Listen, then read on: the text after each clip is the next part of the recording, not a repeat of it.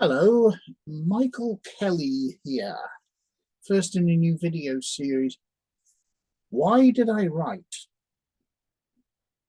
And I'll be going through basically my whole catalogue of written material and explaining what each piece is for, because they were all written for a reason. And this will include both fiction and non-fiction. And today we'll be starting with the first draconian title I wrote, Apophis. Why did I write Apophis? Before I begin this first video, some ground rules, 3 ground rules. First one, no backdrops or anything. This is my office, this is my workshop, this is my working space, so what you see is what you get. This is where I write. My laptop is in front of me, my printer is to the left of me. This is where it happens. So no fancy video effects. That's not what this is about. It's about the book and why I wrote it. So that's rule number 1. Rule number 2, which is similarly stylistic, you will not find me editing my speech. Nothing irritates me more than all of these YouTube videos and so on, where people are so worried that there's a gap of a few seconds here and there, that they snip them all out so that their words keep coming like this and there's never a pause between any of them, and it's ridiculous. You don't talk like that. Nobody talks like that. That is not the way to communicate. When you speak, there are supposed to be pauses. This is the natural way that we understand each other. If that's not high-tech enough for you, don't watch. Rule number 3, each video will be no more than 10 minutes in length. Now, I'm not timing that to the second, I'm timing it to the minute. And we're already 3 minutes in, so I'd better get started with why I wrote Apophis. A little over 300 pages. Apophis is a manual of initiation through draconian magic. It contains the basic principles I learned in my time in the Temple of Set when I was Grand Master of the Order of Leviathan. The emblem on the front of the serpentine eye within the 3 interlocked triangles with their 9 points, surrounded by the circle, which is all explained in this book and others. This was first devised in the Order of Leviathan in the Temple of Set, the Eye of Leviathan glyph, and that's become the seal of the Apophis Club. The Apophis Club being the loose group of people who study this material. I wrote Apophis to pass on what I'd learned. I wanted to get it out there in the world, and I was particularly eager to produce a manual of initiation which didn't come with any baggage attached. Now, Apophis was published in 2009. Its component parts were actually written over a period of 5 years prior to that, and then assembled together. So it's getting on a bit now. We do continue to initiate over time. When I look at Apophis now, I'm seeing a very dated book, but only in terms of some of its ideas and explanations and philosophy.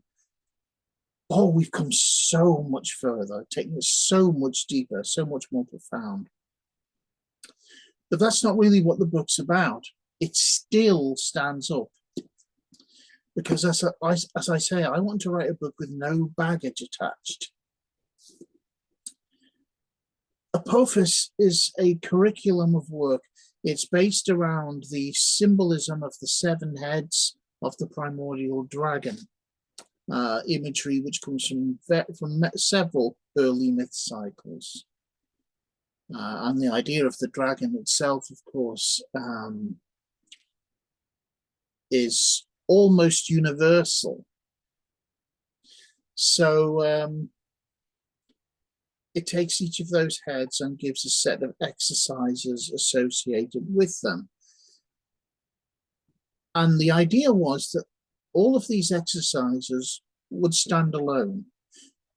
You can start using Apophis. You do not have to believe anything in order to follow the Apophis curriculum.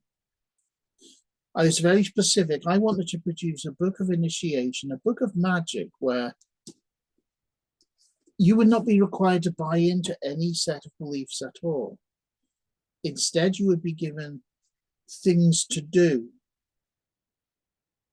And you'll be told, do these things, carry them out diligently, observe yourself and what happens, and you'll see that certain results follow. So it's a very experiential system. It's a systemless system.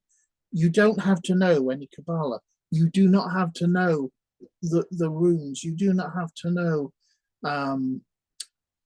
you don't have to know any of the usual background information.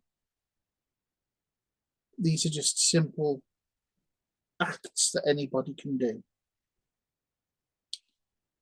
As time went on, of course, we represented the same curriculum through different mythic lenses. So the next book in the sequence dealt with rune magic through the lens of the 7 heads of the dragon. I wasn't excluding these things, but it was absolutely essential to me that the core book, the core curriculum, should be just pure practice. Things that anybody who knows nothing of an occult nature beforehand can put into practice and discover for themselves what happens as a result, and then form their own ideas based on that. The deeper you get into the book and the more profound some of the implications become, then the more philosophical material is there. But even that is not dogmatic. It's put there as ideas for you to test out. To say, Apophis was published in 2009, and even as early as 3 years later,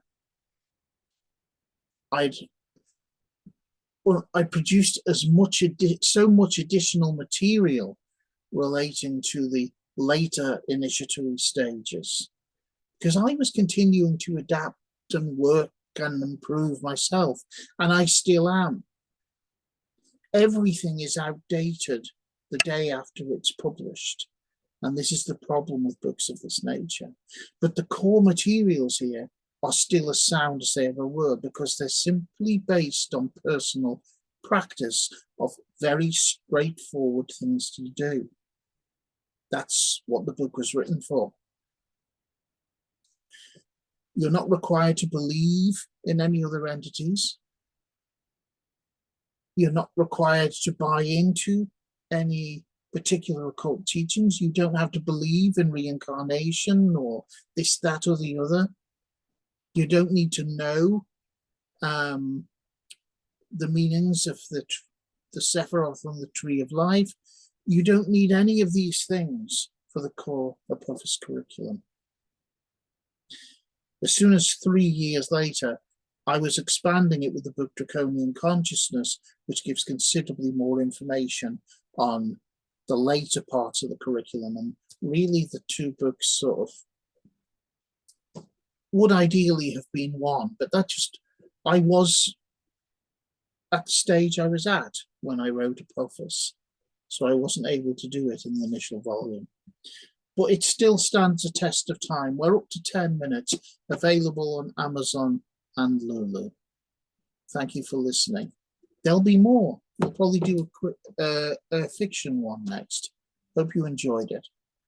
Why did I write Apophis? Now you know.